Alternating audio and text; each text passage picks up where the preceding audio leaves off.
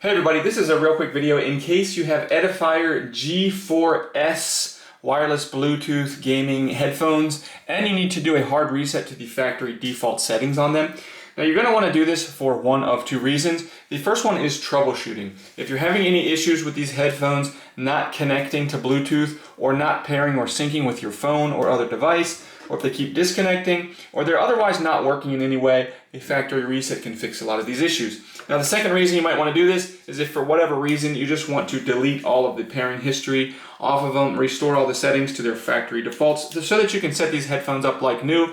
We can go ahead and do this. It's really easy to do. All we need to do is, with the headset powered off, we're just going to come and find this G button here. And we're just going to press and hold it for 10 seconds, keeping an eye on the little LED indicator light here.